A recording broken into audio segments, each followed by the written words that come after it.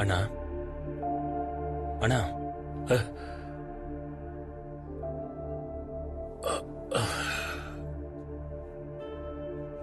ಕ್ಷಮೆ ಕೇಳೋರ ಹತ್ರ. ಅಣ್ಣ ಐ ಆಮ್ ರಿಯಲಿ ಸೋರ್. ನಾನು ಹಾಗೆಲ್ಲ ಮಾತಾಡಬಾರ್ದಿತ್ತು.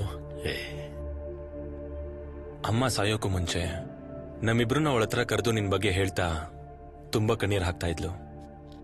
ನೀನ್ ಜೈಲ್ವಾಸ ಮುಗಿಸ್ ಬಂದ್ಮೇಲೆ ಯಾವ ವಿಷಯನೂ ಕೆತ್ಗೆ ನಿನ್ ಮನ್ಸಿಗೆ ನೋವು ಮಾಡಬಾರ್ದು ಅಂತಿದ್ಲು. ಅದರಿಂದನೇ ಅವನು ನಿನ್ನ ಬಿಡಿಸೋದಕ್ಕೋಸ್ಕರನೇ ಜೈಲ್ ಹತ್ರ ಬರ್ತಾ ಇದ್ದ. ಅದಕ್ಕೇನೆ ಅವನಿವತ್ತು ಸೆಟ್ ಮಾಡ್ಕೊಂಡಿದ್ದು. ಅವತ್ ರಾತ್ರಿ ನಾನು ಜಮೀನಿನ ನೋಡೋಣ ಅಂತ ಹೋದೆ, ಆದ್ರೆ ಅವ್ರ ಮನೆಯವ್ರು ನನ್ನನ್ನ ಒಳಗಡೆ ಬಿಡ್ಲೇ ಇಲ್ಲ. ಅವತ್ ರಾತ್ರಿನೇ ನನ್ನ ಮೊದ್ಲು ಅಲ್ಲಿಗೆ ಹೋಗಿದ್ದು. ಆ ಶೆಟ್ಟಿ ಮತ್ತೆ ಅವ್ರ ಮಗಳನ್ನ ಸಾಯಿಸೋದಕ್ ಹೋಗ್ಲಿಲ್ಲ ಅಣ್ಣ. ಪ್ರೀತಿಸ್ತಿರೋ ಹುಡುಗಿ ನೋಡೋಕೆ ಮಧ್ಯರಾತ್ರಿ ಎಲ್ಲ ಹೋಗ್ಬೇಕಾಗಿರೋದು. ಎಲ್ಲರೂ ನಿನ್ನ ನೋಡೋ ತರ ನೀನ್ ಬೆಳಗ್ಗೆನೆ ಹೋಗ್ಬೇಕು. ಪಪ್ಪು ಬಾಗಲ್ ತೆಗಿ.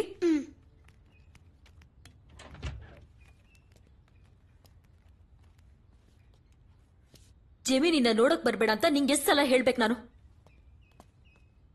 ಯಾರಮ್ಮ ಅದು? 16ನೇ ವಯಸ್ಸಲ್ಲಿ ನಾನು ಇಬ್ಬರನ್ನ ಕೊಂದು ಜೈಲಿಗೆ ಹೋಗಿದ್ದೆ.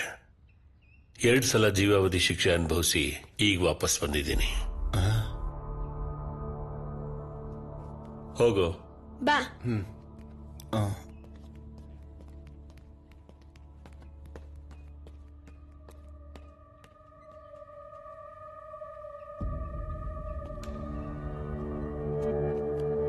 ಇನ್ ಮುಂದೆ ಜಮೀನಿ ಮನು ಜೊತೆ ಕಾಣಿಸ್ಕೊಳ್ಬಾರ್ದು ಅಂತ ಹಾಸ್ಪಿಟಲ್ ನಲ್ಲಿ ಒಬ್ಬ ತಮಿಳನ್ ಬಂದು ನಮ್ಗೆ ಬೆದರಿಕೆ ಹಾಕ್ತಾ, ಅದಕ್ಕೆ ನಾವು ಬೇಗ ಡಿಸ್ಚಾರ್ಜ್ ಆಗಿ ಬಂದಿದ್ದು.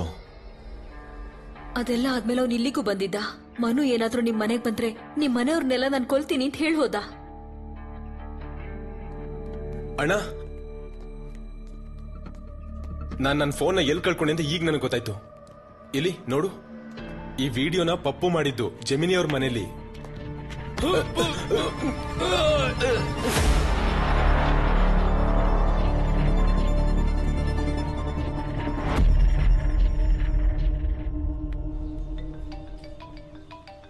ಚೆನ್ನಾಗಿರುತ್ತೆ ಅಲ್ವಾ? ನಾನು ಯಾವಾಗ್ಲೂ ಇಲ್ಲೇ ತಗೊಳ್ಳೋದು.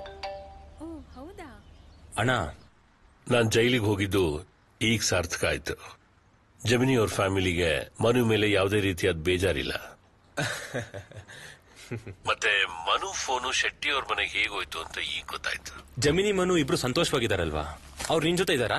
ಅವ್ರ ಹತ್ತಿರದಲ್ಲೇ ಇದ್ದಾರೆ. ಎಲ್ಲರೂ ಸಂತೋಷವಾಗೇ ಇದ್ದಾರೆ. ಡಾಕ್ಟರ್, ಗಾಡಿ ಕಾ ಚಾಬಿ ನಿಕಾಲೋ. ಚುಪ್ಚಾಪ್ ಅಂದರ್ ಬೇಟೋ. ಚಾಬಿ ನಿಕಾಲ್. ಡಾಕ್ಟರ್, ತೊಂದರೆ ಕೊಡ್ಬೇಡಿ, ಸುಮ್ನೆ ಹತ್ತಿ. ಅಬೇ ಚಾಬಿ ದೇ ಬೋಲೋ ನಾ. Give me the key. ಬಿಠಾ ರೇ ಇಸ್ಕೋ ಅಂದರ್. ವಿಷ್ಣು, ಏನಾಗ್ತಿದೆ ಅಲ್ಲಿ?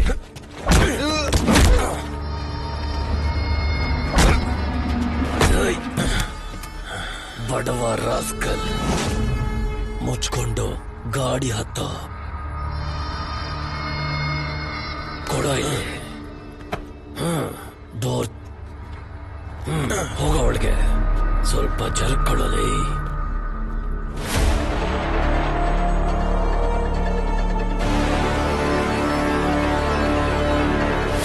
ಬಡವ ರಾಸ್ಕಲ್.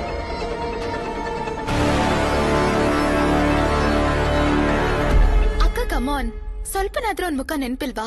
ಕರೆಕ್ಟಾಗಿ ನೆನ್ಪು ಮಾಡ್ಕೋ ಅಕ್ಕ ಪ್ಲೀಸ್.